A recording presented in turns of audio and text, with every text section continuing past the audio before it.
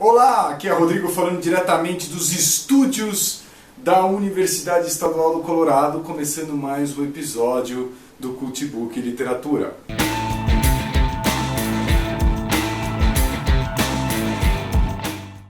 E nesse episódio é um episódio muito importante, muito desafiador para mim, porque eu precisei ler quase 2.000 páginas para fazer esse episódio para vocês. Então espero que vocês realmente gostem. Hoje eu vou falar sobre um livro que eu diria que foi um dos livros que realmente mudou a minha vida. Estou falando da obra do francês Victor Hugo, Os Miseráveis, que é essa bigorna aqui de mais de 1.500 páginas. Um parceiro meu que eu levava, apesar do peso, para vários lugares. Essa edição é simplesmente fantástica, uma edição da Kozak Naif, uma ótima tradução, com uma riqueza infinita de notas e de explicações sobre o contexto, sobre o autor. Os Miseráveis, muita gente já sabe, né? Aquele primeiro, digamos assim, o mote da obra, que é o Jean Valjean, que é o personagem principal, que acaba sendo preso por roubar um pedaço de pão. Um faminto, um miserável, que vai para as galés, né, onde, como eram chamadas as prisões do século XIX na França, e onde os presos eram obrigados a realizar trabalhos forçados. Né.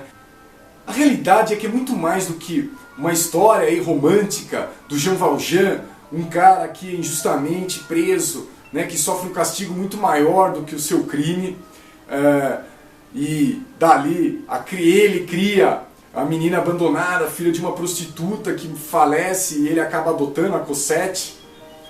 Muito mais até do que essa história, Os Miseráveis trata absolutamente de tudo. Ou pelo menos essa foi a intenção do Victor Hugo quando ele escreveu Os Miseráveis. Ele queria falar do infinito, ele queria falar de tudo, da totalidade da criação, da totalidade da literatura.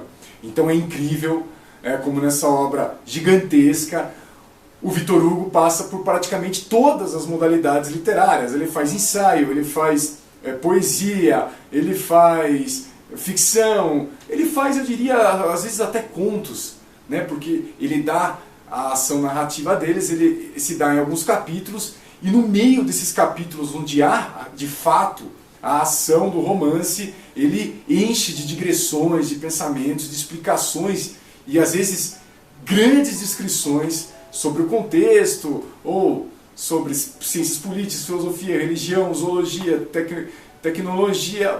O Victor Hugo fala de tudo. Mas o que ele quer realmente falar através desse livro é sobre religião, ou pelo menos sobre a sua, digamos assim, inclinação espiritual.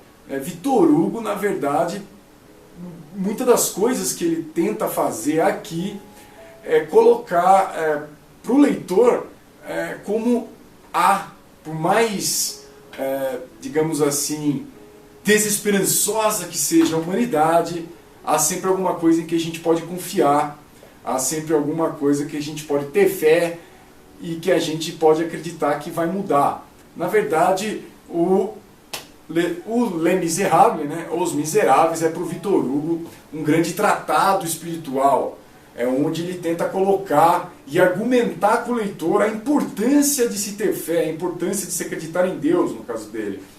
Mas eu diria que não é exatamente a religião que o Victor Hugo trata aqui, não é exatamente aquela religião que a gente está acostumado às vezes a ver aí, das igrejas, cheia de dogmas, cheia de crenças, cheia de coisas que você deve ou não fazer, ou deve ou não usar, a oração que você deve fazer, enfim.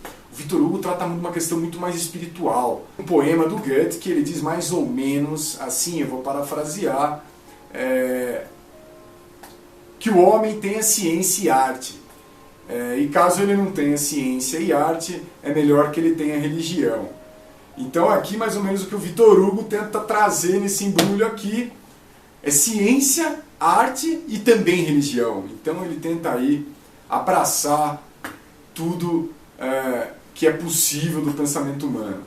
Aliás, em relação à religião, por mais que o Victor Hugo defenda, né, e faça toda essa, digamos assim, louvação à importância da espiritualidade, a importância da fé e todas essas coisas, principalmente no começo da obra, há um tom muito crítico do Victor Hugo em relação à igreja. Ao sair da prisão, o Jean Valjean sai totalmente desacreditado da vida, com ódio, né, com amargura, porque afinal de contas a vida para ele até então tinha sido uma droga. E o Jean Valjean, nesse caminho, acaba se deparando com um personagem que com certeza é o personagem mais santo, mais cheio de bondade da obra do Victor Hugo, que é o bispo Dom Benvenu, ou Dom Benvenu, como vocês quiserem. O bispo que o Jean Valjean encontra, esse bispo aí, é um cara super bom. E por meio dessa bondade quase santa e quase até impossível de ser encontrada no ser humano, o Victor Hugo dá várias espetadas na igreja, pelo menos nos valores que a igreja do século XIX, né, na qual o Victor Hugo estava muito bem inteirado, tinha. E mostra que a igreja da época estava muito preocupada com coisas materiais, com ostentação, com aparência, e às vezes a própria igreja se esquecia, ou se esquece, dos próprios ensinamentos que ela prega, né, os ensinamentos de Jesus ali, de amar o próximo, etc e tal. O que muita gente pode reclamar dos Miseráveis, e o que eu sei que muita gente reclama pelas leituras que eu fiz, é porque a gente tem que partir do princípio que o Victor Hugo é um escritor romântico. E aí, se vocês lembrarem o que é aquela coisa dos românticos, né, é aqueles caras que têm os personagens meio idealizados, tem aquela coisa muito marcada entre o bem e o mal, entre personagens bons e personagens ruins. E de fato tudo isso você encontra na obra Os Miseráveis. Você de fato tem essas características românticas muito marcadas.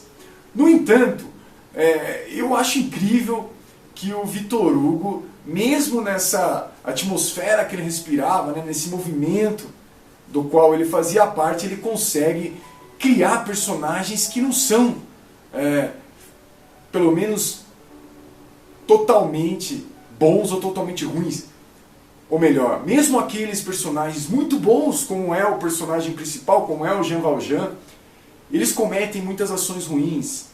E muitas vezes os personagens terríveis, os demônios, os personagens mais macabros da obra, como é o Thénardier, né, o Thénardier, que é o vilão, o grande vilão da obra, as suas maldades acabam gerando coisas boas. O que me parece é que o Victor Hugo tem uma característica que faria dele, com certeza, o maior escritor de novelas se ele fosse vivo nos nossos tempos. E isso eu falo sem nenhum preconceito, porque eu não tenho dúvida que escrever novelas realmente boas e que prendam, né, como eram, né, os folhetins, e como é a ideia da novela, da telenovela, não é para qualquer um. A característica que mais me faz lembrar de novela em relação ao Victor Hugo são as coincidências da sua obra. É muito curioso como... vocês já repararam que em novela o cara pode ser pobre, morar na favela, e o outro pode ser milionário, morar numa mansão, e vivendo no Rio de Janeiro, né, ou em São Paulo, duas cidades imensas, e as pessoas sempre se conhecem, né? É curioso isso, né? Os Miseráveis é mais ou menos a mesma coisa.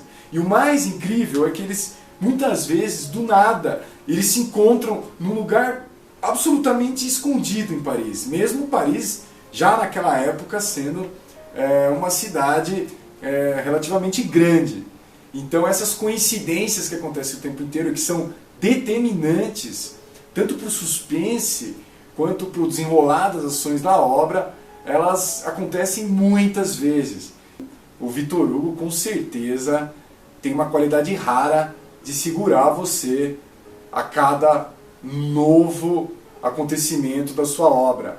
E é por isso que a gente termina o primeiro volume de 1000 e tantas páginas, a ação, aconteceu um monte de coisa, um monte de ações, e você ainda tem um monte de coisa para saber. A sensação que dá quando você acaba o primeiro tomo é que, caramba, não aconteceu nada ainda.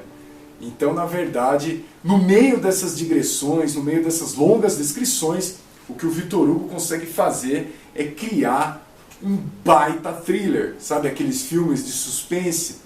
Aquelas ações em que você não consegue parar de ler, que você quer saber o que vai acontecer. O Victor Hugo é muito hábil nisso. A verdade é que ele é um mestre em fazer suspense. Eu vou ficando por aqui, aguardando mais sugestões de vocês. Valeu e até a próxima!